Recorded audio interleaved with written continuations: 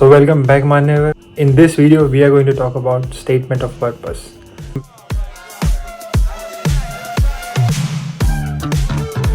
ठीक है, how to write a good statement of purpose for Poland study visa. तो इस बारे में हम डिस्कस करते हैं. ठीक है, तो मैं आपको ब्रीफ में बता देता हूँ. स्टेटमेंट ऑफ पर्पस हर एक को लगेगा भाई, जिसको भी वीज़ा चाहिए, जो पोलैंड पढ़ने के लिए आ रहा है. आप डजेंट मैटर क्रैकोव आ रहे हो, वॉर्सो आ रहे हो, या पोलैंड में अक्रॉस किसी भी फेमस सिटी में आ रहे हो एज अ स्टूडेंट. ठीक है, तो स्टेटमेंट ऑफ पर्पस भाई बहुत सीरियस चीज़ होती है और काफ़ी क्रूशियल होता है. स्टेटमेंट ऑफ पर्पस 3 पेज का लिख सकते हो आप, या 2 पेज का भी. 2 पेज से ज़्यादा का हो तो मतलब 2 पेज हो बढ़िया है, 2 पेज से ज़्यादा का है फिर भी ठीक है, लेकिन भाई 5-6 पेज का नहीं लिखो. 3 पेज मैक्सिमम मेरे हिसाब से, उतने में आपको बताना है अपने आप के बारे में. ठीक है, लेकिन बहुत सारी चीज़ें कवर होती हैं, सिर्फ अपने बारे में बताने से, बोलने से ये कवर नहीं होगा उसमें सारा कुछ.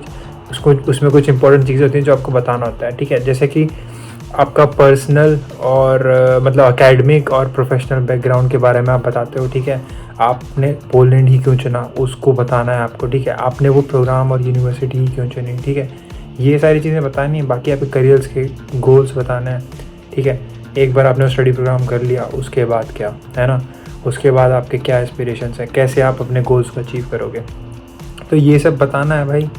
तो मोटा मोटा ये आपको लिखना है स्टेटमेंट ऑफ पर्पस में. अब मेरे से लोग पूछते हैं भाई स्टेटमेंट ऑफ पर्पस अपने वाला दे दो, तो भाई मैं तुम्हें अपने वाला दे दूंगा, लेकिन वो मेरी पर्सनल स्टोरी है और मैंने जो भी मेरे एकेडमिक बैकग्राउंड है वो तुम्हारा डिफ़र करेगा. तुम मान लो कोई अगर साइंस बैकग्राउंड से है, मैं साइंस के बैकग्राउंड से नहीं हूँ, तो भाई मेरा मैच नहीं होगा तुम्हारे साथ. तो इसीलिए लेकिन मोटा मोटा जो मैंने भी स्टार्टिंग में बताया आपको, वही मतलब उस पर ही फोकस करना है. ठीक है, कि पोलैंड ही क्यों. ठीक है, अपने एकेडमिक जर्नी से आपने क्या क्या पढ़ा, और उसके बाद फिर आपको अभी मास्टर्स करने आ रहे हो, तो फिर आपको बताना है कि बैचलर से मेरा कैसे रिलेट करता है ये कोर्स मास्टर्स जो मैं करने जा रहा हूँ. या फिर आपने 12th तक अगर कुछ स्ट्रीम पढ़ी है, तो आपको मान लो कोई कॉमर्स स्ट्रीम पढ़ के आ रहा है, तो उसको फाइनेंस ही को करना है यहाँ पे, है ना. तो अलाइन भी हो रहा है और समझ में भी आ रहा है. वो देखते हैं आप गुड फिट हो कि नहीं हो स्टेटमेंट ऑफ पर्पस से. और स्टेटमेंट ऑफ पर्पस भाई सबका वो एक बार स्किम थ्रू करते हैं, और जिनका भी अच्छा होता है, ऑथेंटिक होता है, उनको वीज़ा मिल जाता है. स्टेटमेंट ऑफ पर्पस यार कई बार एजेंट वगैरह लिखते हैं, मैं तो बोलूँगा कि भाई एजेंट वगैरह लिखते हैं तो वो सबका एक नॉर्मल ड्राफ्ट करके बॉडी चेंज कर देते हैं, स्टार्टिंग और एंडिंग सेम होती है. तो भाई स्टेटमेंट ऑफ पर्पस खुद लिखो. मैं तो बोलूँगा एजेंट अगर कर भी रहा तो तुम फिर भी उसको इम्प्रोवाइज़ करके दे दो और अपना एक रियल ऑथेंटिक दो, है ना.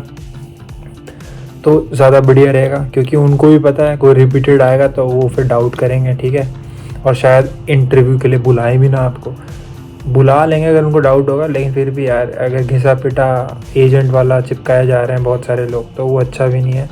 इसलिए मैं अपने स्टेटमेंट ऑफ पर्पस भाई किसी को देता नहीं हूँ. मेरी वीडियो जो पूरी देखते हैं उनको बात पता है, लेकिन जो नहीं देखते वो मेरे से मांगते रहते हैं फिर भी, है ना. मतलब मांगे जा रहे हैं भाई दे दो, आपके वाला हम चिपका दें, हमारा वीज़ा लग जाएगा. भाई ऐसे नहीं होता है.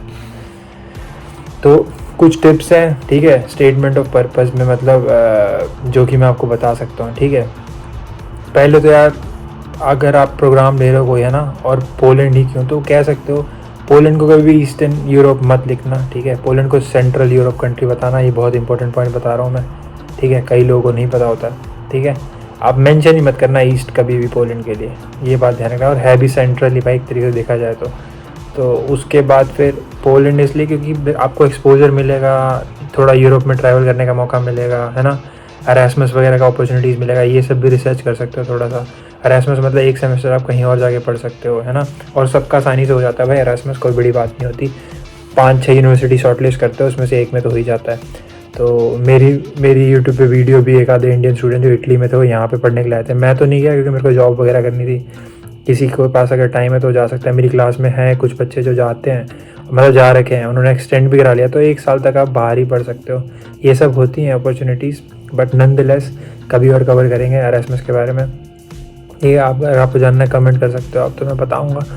करियर गोल्स वगैरह के बारे में आपको बताना है भाई, वो कोर्स करने के बाद क्या होगा, है ना. मान लो आप फाइनेंस में करो तो यहाँ बैंक में लग जाओगे, ऐसा कुछ बताना है. आईटी में करो तो यहाँ पे किसी का आईटी कंपनी में लग जाओगे, लेकिन यहाँ पे लग जाओगे ये मैं गलत बोल रहा हूँ, है ना. तुम्हें बताना है कि भाई इंडिया में आके सेटल होना है भाई, हमें यहाँ आपके देश में सेटल नहीं होना. इंडिया में बहुत अपॉर्चुनिटीज़ हैं, या फैमिली बिजनेस वगैरह है उसमें मेरे को आईटी सपोर्ट देना है, या फैमिली बिजनेस है उसमें मेरे को अकाउंटेंट बनना है, या कुछ ऐसा है ना. तो ऐसे कुछ ठोक देना है, बिजनेस स्टार्ट करना है अपना इंडिया में जाके, ऐसा कुछ मोटिव रखो, है ना। ज़रूरी नहीं है हर कोई बिज़नेस लिख सकता है, तुम कुछ और भी लिख सकते हो, कुछ अनोखा कि मतलब मेरे को वहाँ से पढ़ने के लिए अब यूएस जाना है, ऐसा कुछ, है ना। कुछ भी है, लेकिन यार एक रियल गोल जिसका होगा ना वो लिखेगा, सही रहेगा। अब रियल गोल का इन द सेंस ये होता है कि ये नहीं कि आपका प्लान यहाँ भी रहने का हो, है ना, तो आप वो डायरेक्टली बताओ मत, कुछ ऐसा उनको बताओ कि आप मोटिवेटेड हो लाइफ में अपॉर्चुनिटीज़ के लिए, है ना। अपॉर्चुनिटीज़ कहीं से भी आ सकती है और आप वहाँ जा सकते हो, ऐसा है। बस उनको ये मत दिखाना इंटेंशन कि आप पोलैंड में ही रहोगे, है ना, ये इंटेंशन नहीं दिखानी कभी। और भाई आपको मैंने ये चीज़ें काफ़ी बता दी, लेकिन कुछ टिप्स हैं जो एसओपी लिखने के बाद मैं बोलूँगा। मैंने 5-6 बार अपना एसओपी पढ़ा था, सब आपको भी पढ़ना है 5-6 बार और उसको इम्प्रूव करते रहना। मैंने 20 से 30 मतलब 20-25 दिन लगाए थे एसओपी लिखने के लिए, तो हर दिन कुछ लिखता था, एक पैराग्राफ काट दिया, पूरा पैराग्राफ दोबारा से लिखा, अगली बार मैंने कुछ पॉइंट सही करे, तो अगली बार फिर मैंने दोबारा पैराग्राफ हटा के अच्छे से पैराग्राफ को शॉर्ट कर दिया। तो ये सारी चीज़ें करनी है आपने। तो उसमें तो सबसे पहली बात है भाई देखो, बी ऑनेस्ट, ठीक है, और थोड़ा पर्सनल रहो, है ना, अपनी एसओपी में। ये नहीं कि मतलब इंटरनेट से देखा एसओपी वैसे ही छाप दिया, वो नहीं भाई। पर्सनल स्टोरी उसमें होनी चाहिए, बी स्पेसिफिक, है ना, कि मतलब थोड़ा पॉइंट टू पॉइंट लिखो। फिर अपना एंथुजियाज़म भी दिखाओ कि भाई आप हाईली मोटिवेटेड हो, है ना, और अपना पैशन कन्वे करो कैसे भी करके कि ये स्टडी अगर मैं नहीं करूँगा तो मेरा ड्रीम जो है ना वो अधूरा रह जाएगा, ऐसा कुछ मतलब उसमें डालो। फिर प्रूफ रीड वगैरह उसको भाई करना, जैसे कि मैंने बताया स्पेलिंग एरर वगैरह हो जाती है कई बार, ग्रामेटिकल एरर वगैरह, ये सब नहीं होनी चाहिए, ठीक है। नहीं होंगी तो आपके लिए अच्छा है, वो देखेंगे कि एकेडमिक के लिए अच्छा बंदा है, ठीक है। कीप इट कंसाइज, मतलब उसको जितना छोटा कर सकते हो उतना छोटा लिखो, है ना। फैला के लिखोगे तो भाई राम कहानी नहीं लिखनी है वहाँ पे प्रिसाइज लिखना है कि बंदा पढ़े और उसको डायरेक्ट समझ में आए बात, है ना। तो यही सारी चीज़ें हैं। आई होप आपको समझ में आया हो कि एसओपी क्या होता है। और उसका भाई अगर तुम्हें मतलब मेरे से चाहिए एसओपी, भाई देखो मैं तो पहले नहीं दे रहा किसी को, मैंने यहाँ क्लियरली बोल दिया है, डिस्क्लेमर यही है, मैं एसओपी नहीं दूंगा। आप इंटरनेट पे देखो एसओपी जाके, बहुत सारे कंट्री के हैं, कनाडा के, यूएस के, तो स्टूडेंट्स वहाँ के लिए भी वही लिखते हैं भाई, यहाँ के लिए भी यही लिखना है।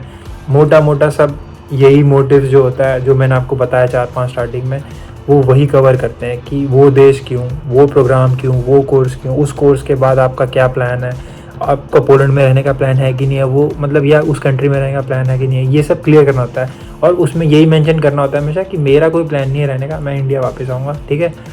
और अपनी फैमिली के बारे में थोड़ा बता सकते हो, अगर आपकी फैमिली सही में काफ़ी मतलब रिच विच हो, फाइनेंसिस वगैरह के बारे में थोड़ा बताओ, अगर पैसे वाला कोई है तो भाई वो पैसा चाहते हैं जिन पे पैसा है और जिन पे मतलब फाइनेंसिस कवर्ड है उनके पूरे पेरेंट्स से या किसी से भी, तो उनको दिक्कत नहीं आती, ज़्यादा आसानी से आपको एडमिशन मिल जाएगा। लेकिन आप जेन्युइन स्टूडेंट भी होने चाहिए, ये नहीं कि बहुत लो ग्रेड्स हो। लो ग्रेड्स का मतलब मैं कहता हूँ भाई किसी के 50, तो कोई भी पास भी है ना, 50% से भी ऊपर है ना, वो भी आ सकता है। अगर किसी के भाई जो फेल ही है उसका तो नहीं हो सकता ना, जो पास है वो फिर भी ट्राई करे, क्योंकि ट्राई करने के लिए 5,000 शायद 8,000 या 15,000 मैक्सिमम लगते हैं किसी भी यूनिवर्सिटी में। 2-3 प्रोग्राम ले लो और अप्लाई तो करो, हो जाएगा भाई।